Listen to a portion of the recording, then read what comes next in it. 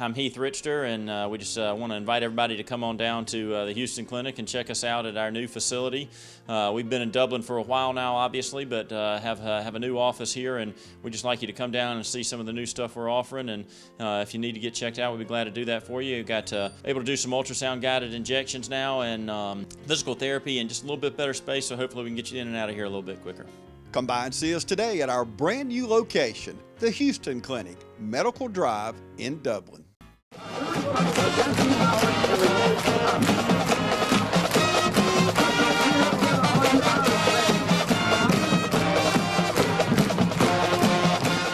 Ladies and gentlemen, still here at Dublin High School. Dublin High School Coach Show. Of course, we got the man himself.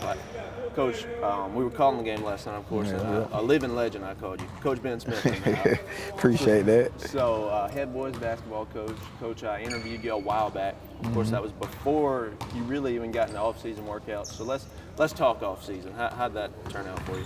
Off season was good to us. We had got some much needed work in. Yeah. Still have a lot of work to do, but we were able to get our guys stronger. We just put a big emphasis on the weight room. Yeah.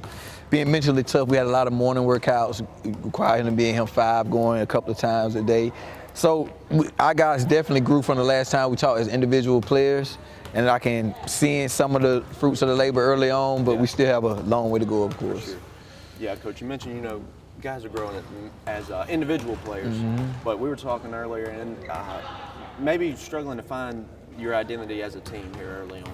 Yes, for sure. And this is not to make excuses, but this is a fact. We have a young group right now. We have replaced a lot of not only talented people, but leaders and people who have been in the system and who knew how it worked. So now these guys are kind of all trying to figure out how to make this work as a group, along with finding themselves. And honestly, it's just been up and down, great moments, good moments. But with the proper work, we'll get there. But definitely right now, our identity offensively has been a struggle. Sure. Defensively, we're kind of pretty much the same, but offensively, it's taking some time. Right.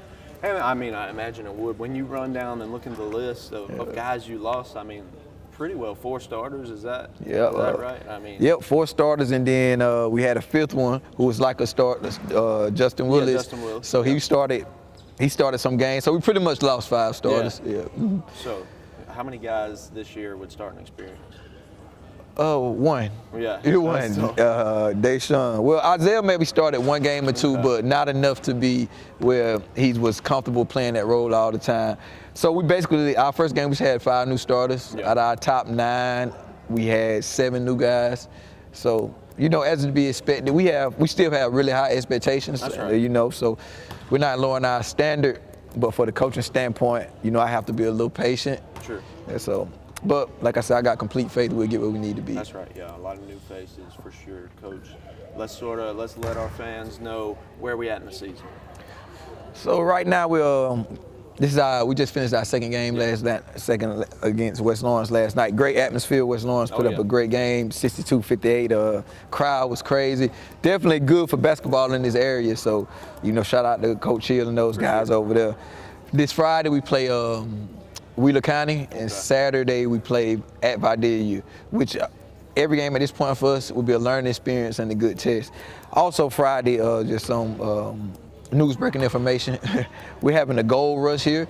Okay. So last year I came up with an idea and got some support through the community to have a whiteout for our late principal, Dr. Gerard Stuckey. So this year we'll be doing the same thing. So on tomorrow, all our student body will be giving gold t-shirts with Dr. Stuckey's name and number on them. So anybody from the community come out and support. If you're not able to get a shirt, just wear a gold shirt, and support our, lift the name of our late principal and support our youth. No doubt. Awesome. Come out for that Friday. And what's tip-off? Girls will tip off, no JV game. Varsity girls tip off at 6, followed by the boys 7:30, 7:15. Regular times there, gotcha. All right, so let's walk through that first game. You didn't mention that first game. Yeah. Took a loss there. So let's walk through that first one. Ugly. To be honest, just ugly. We played Houston County at Warner Robins. Houston County is a bigger school, but I felt they're in classification 6. I felt we should have, if we would have played well, then we could have came out with a W. But our inexperience showed a lot of turnovers, a lot of crucial mistakes in key moments. shot the ball horribly, 10 for 37 from 2, 1 for 13 from 3, Gotcha. missed 11 free throws. So a lot of little things that can be corrected, but a great learning experience. As you'll know, every time we speak, I'm not really in the coach's talk, so I just tell it how it is. We had a problem where a lot of guys, we were egotistical. We wanted to do it our way, and that comes with new guys. Right. You're trying to find yourself, so you kind of deviate from the system. But it was a good learning and humbling experience. We watched the film, we moved on. The guys responded in a better manner yesterday, and hopefully can keep responding in good manners. Sure. Coach, how do you flush that ego, that me talk? Man, I wouldn't even show. It's tough. Yeah. It's tough. Just because with the social media age and even with rec ball, I don't want to go too far back, but even rec ball now, if you go to games, you only hear like parents and fans telling, like if it was my son, shoot it, shoot it, shoot it. It's been so much emphasis and praised on an individual. So a lot of, not just my players, but kids around this area in this time, they only think like, what can I do? Sure. If I'm not shooting or scoring, then I'm not contributing, I need the praise. So we just talk about it often, like you have to be into the bigger goal. You have to be just as happy for your teammates to score as you to score. Or if your teammate takes a charge, that play's just as important as you making 3 threes. So we just really emphasize it. And if they don't buy in, then I have my ways where I step in and intervene and take playing time or discipline. Sure. And, but we fall in line. Yeah, you don't want to get there. Yeah, exactly. And with Dublin teams in the past couple of years, for sure, we've definitely seen that team mentality. I mean, with For guys like who may not be starting, but they're just as happy for anybody else. So yes, exactly. I think you can get back there. No problem there. So West Lawrence played West Lawrence last night. You mentioned it for a second. Awesome atmosphere last night, and let's speak on that for a second. Oh man, for a high school basketball player, like that's what you live for. Yeah, man. Yeah, even if it wasn't but just rivalry game, loud crowd, intense, fast paced. Wasn't always the cleanest, but there was never a moment where you didn't feel the crowd. Yeah. Actually, before the game, because unfortunately for our girls, a buzzer beater was made and West Lawrence girls won. But I actually had to walk to the back to calm, because I was feeling that I want to play type of thing. Yeah. So I had to kind of walk back and just calm down. So I knew our guys were gonna be adrenaline to start the game, and I mean we started down at 11-0, so we might not have too much adrenaline or enough. But that atmosphere was great. Again, shout out to West Lawrence, their fans, their student section. Of course, our fans are always gonna travel. Yeah, okay. So the community made a great atmosphere last night. Yeah, you mentioned that adrenaline rush. For you, I mean, I was feeling it up there just calling the game. Of course, our viewers would know that because, I mean, I'm up there screaming and yelling and calling the game. So, yeah, I was excited for sure. So let's walk through it. You mentioned going down 11-0 there at the beginning. Let's talk there. Let's start there. Basketball is a long game, and they came out, they made some shots, they made some plays, and we were kind of on our heels, which happens at times. We made a key sub. We actually changed our lineup, and one of our junior guards, who I think is our toughest player, Zion Battle, came off the bench. And once we subbed him in, his toughness and attention to detail and getting us in the floor of offense kind of got us going and got us back in the game. But anytime you get hit that quick, we try to put ourselves in those situations at practice. You just have to remember, it's a long game, man. A couple of 3 stops in a row, you get a couple of buckets, it's 11-6, 11-8, and now we just in a regular floor of basketball. For sure. Yeah, and I mean, it says a lot about your squad, not hanging their heads there on an 11-0 run. So, a good way to respond there for them. Let's talk second half. I mean, this game was neck and neck the whole way. What did we see in the second half last night? Second half, I thought they were much better the third quarter. That was the problem, for us. The first quarter and the third, we had a lead at halftime. We didn't close as well. We were up 29-20, and then I think we let them cut it to 29-24 on stuff like not blocking out and stuff. So I thought that was key, and they came out and they definitely imposed their style of play the third quarter. I thought West Lawrence slowed us down in the transition, and even in the half court with that, I wouldn't even say they were pressing, kind of delay press and slow the ball down. And they made some big shots. I thought the kid, I want to say Riley, 21. Yeah, that's Riley. Yeah, he was good for them. The third quarter was a struggle for us. We still were pretty good defensively, but offensively we were so bad, and with just not scoring that many possessions, they were able to catch up and then take the lead. So that's pretty much how I saw it. I got you, Coach. Yeah. So, going to OT there, let's talk OT. What are you telling in that huddle? What you telling your boys going into OT? To get to overtime, like this probably was my most proud moment after we blew it, of course, was we had to get 2 straight stops. They had the ball twice with a chance to win the game. We got 2 steps. And, you know, if you played against us, you watched us play, like our calling card is defense. Yeah. So I'm telling them 52-52, like we just need to stop. We're going to overtime, you know, so to see them get that stop and how proud they were of getting that step, walking to the bench, you know, that they were just so confident, all right, we got to stop, it's our turn now, it's our turn now. But in the overtime, it's always good to get the W, but the problem of the night, just turnovers, and we turned the ball over way too much, not recognizing situations, we're up 4, we're still trying to push the ball, giving them extra chances. So this stuff we have to show film, watch on, and get better. I was pleased with the W, but I was not pleased with our performance in overtime. For sure. Yeah, of course, good will come away with the win there. But yeah, that IQ, that basketball IQ, situational stuff, is that something you think you can teach along the way? Yes, we definitely emphasize it. We try to do situations, but it's also something that, unfortunately, for most of our coaches, they're just gonna have to learn through experience. Right. Like it's gonna be need game reps. Like we were telling some of our players to slow down and we need to run this, but with the anxiety of the moment and the first time, you know, I think sometimes people forget you guys are 15, 16, 17, 18.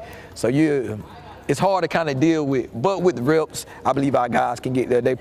Most of them are coachable and learn from their mistakes. So hopefully for us, the next time that situation presents itself, we'll handle it a lot better. For sure. And not only did they not deal with the situation, you know, was the second game of the year for you? Yeah. You're at West Lawrence. Yep. You're at packed house at West Lawrence, Dublin. So, you know, messing up like that may be expected. For sure, for sure. I mean, I saw a couple of weeks ago, Atlanta Falcons gave up a 60-yard bomb with like 13 seconds on the clock. I was in the house for that one. Yeah, so those are pros, and that's a huge mental mistake. Yeah. So for these kids to be 15, 16 in that type of situation, even though I don't like it, I guess, you know, it's not too much out the norm. Sure. Yeah, hey, Falcons got the win in overtime that game. They were just like, yeah, true. Find a way to win it in the end, for sure. So you're 2 games in, Houston County and West Lawrence. Let's talk. Who's been your standout guys for you in 2 games? I would say consistently, Isaiah Filliard has made some plays. Gavin Green had some moments. Deshaun Peacock had some moments. But I would say consistently would be Kevontae Stanley. Okay. Jamie Lane Jr., who, for your viewers, they both are actually hearing impaired. Gotcha. But they just play so hard, they're consistent, and it's amazing how much they could visually see and listen and respond. We have a new guy, Jakeem Marin, a 10th grader. Absolutely love him. He's been consistent, high energy guy.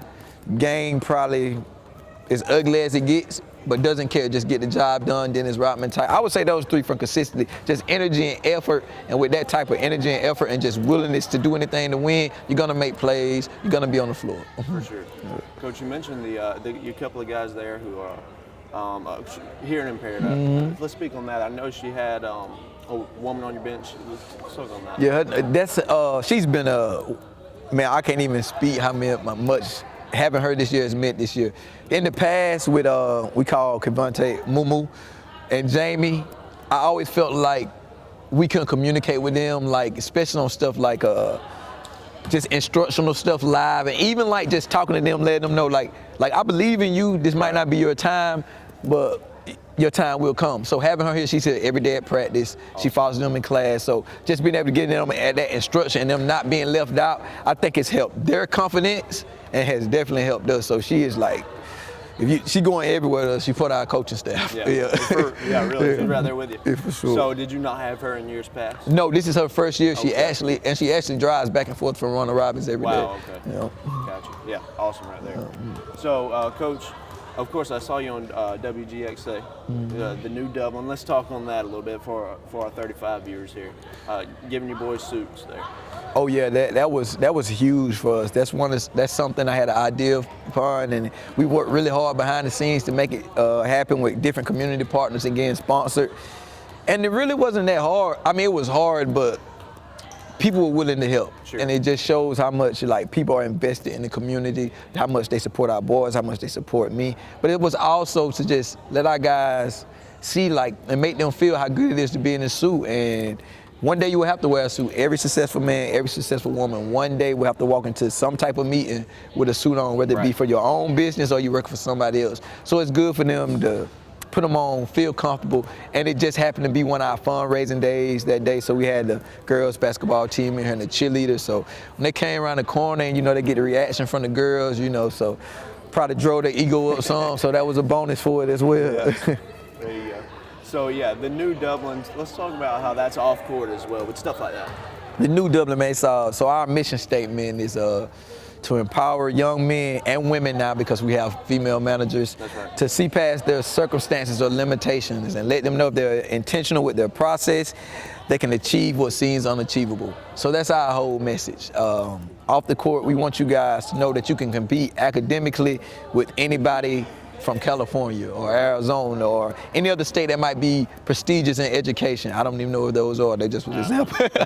But, and the same thing on the basketball court, like, I don't want to be a good team in Georgia or a good team in Middle Georgia. I want to be, if you hear the Dublin basketball and the three letters TND, like it's unanimous, oh, that's a great program.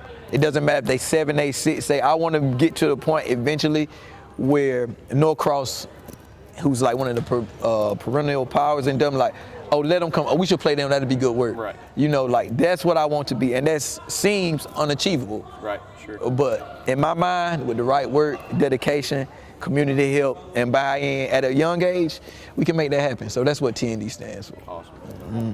So we mentioned, let's preview what we got coming up here. We got Wheeler. What do we know about Wheeler? Wheeler be scrappy. They have a left-handed guard who's pretty good. This will be his second year here. There, they always play hard. Have a couple of guys that can make shots. I believe that we'll be bigger. And we're at home. Like, we take great pride in being home. So we're gonna make it rough for them. I'm sure they'll be ready to play. But when we come in here, it's a different type of vibe. We want you to feel it from the time you walk in into how big our gym is, to the music, to courtside. We like to let people know it's different walking into the Rock. Yeah, it is. It's an advantage for sure. And then Saturday, you're at Vidalia. What we know there? Great test. Coach does a great job at Vidalia. Like, even when some years they have a lot of talent, some years they lack talent, you're gonna get the same Vidalia program. Similar to us, they're gonna play defense. They're not gonna turn the ball over much. They're gonna scout you well. So it'll be a tough test. I think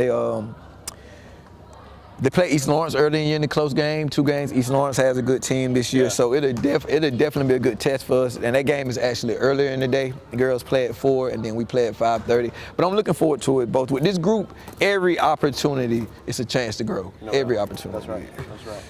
So, ladies and gentlemen, come out, support them Friday at Dublin versus Wheeler, and then go on to Vidalia Saturday. You might as well make the drive. I mean, if you're a Georgia fan, I don't think they play till 9. That's right. I don't know. So, support Dublin this Saturday, and then Friday at Wheeler. Come on out for those. Coach, appreciate it. Ladies and gentlemen, y'all keep on watching, and also stay tuned. We're going to try to get these weekly. Oh, yeah, I'm with you. There we go. So, stay tuned. Dublin Coaches shows once a week. Thank y'all for watching.